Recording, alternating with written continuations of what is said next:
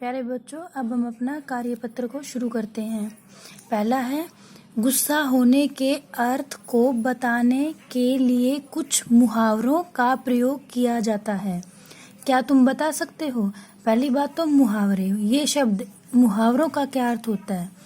जब हम अपनी बात को किसी को इफेक्टिव तरीके से, प्रभावशाली तरीके से, विचित्र तरीके से बताने के लिए एक या अधिक शब्दों का अर्थ एक साथ निकालते हैं तो उनको हम मुहावरे बोलते हैं।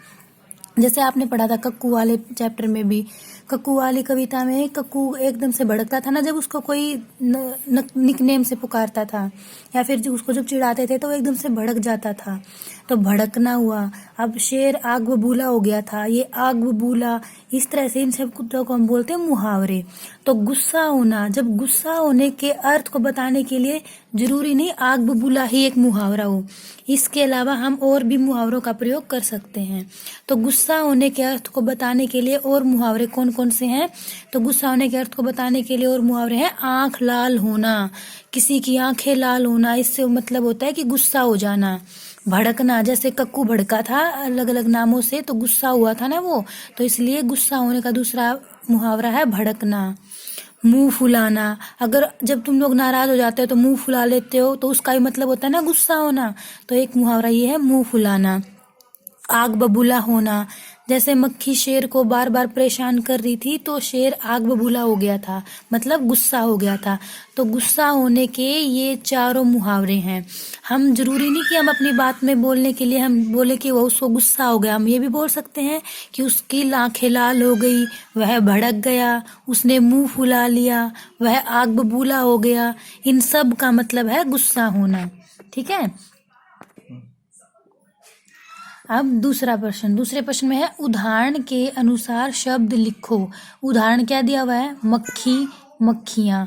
आप लोगों ने दूसरी क्लास में भी पढ़ा था, एक या अनेक शब्द। जब हमें कोई चीज एक दिखाई देती है तो हम उसको अलग नाम से पुकारते हैं, और जब एक से ज्यादा होती है तो हम उसको अपने तरीके से अलग नाम से पुकारते हैं। जैसे एक मक्खी होती है तो आप लोग बोलते हो मक्खी बैठ गई। ज्यादा मक्खी आ जाती है तो क्या आप ये कहते हो कि मक्खी आ गई? हम यही बोलते हैं ना कि मक्खियां आ गई। तो एक या अनेक के अर्थ को स्पष्ट करने के लिए हम एक अनेक पढ़ चुके हैं, उनको हम एक वचन या बहुवचन भी बोलते हैं। अब आज नई चीज सीखो, जैसे ये एक पत्ती है, ये ज्यादा पत्तियां हैं तो इसको हम क्या लिखेंगे? पत्ती। पत्ती का अनेक शब्द बनाएंगे तो क्या लिखेंगे? पत्तियां।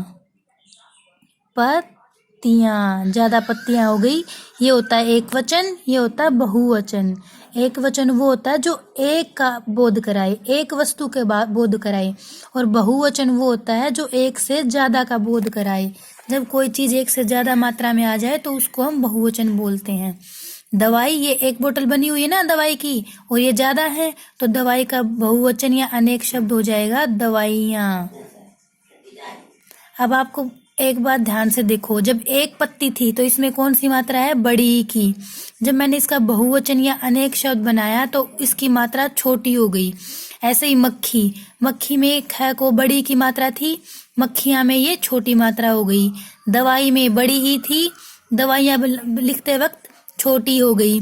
इसी तरह से जब हम एक वचन से बहुवचन बनाते हैं और या शब्द का प्रयोग करते हैं बहुवचन बनाने के लिए, तो पहले वाले शब्द की मात्रा को बहुवचन बनाते समय छोटी की मात्रा कर देते हैं। ऐसे ही तितली, तितली का बहुवचन क्या होगा? तितलियां। तितलियां को लिखते वक्त बताओ, ले में बड़ी की मात्रा लिखूंगी या छोटी की? छोटी की। तो कैसे लिखेंगे? तितलियां। हो गया ना छोटी की मात्रा। ऐसे ही रोटी, एक रोटी, ज्यादा रोटी बनाने के लिए क्या लिखेंगे? रोटियां। टे में बड़ी की मात्रा लगाओ या छोटी की? छोटी की। रोटियां। यहाँ बड़ी की थी, इधर आके हो गई छोटी की।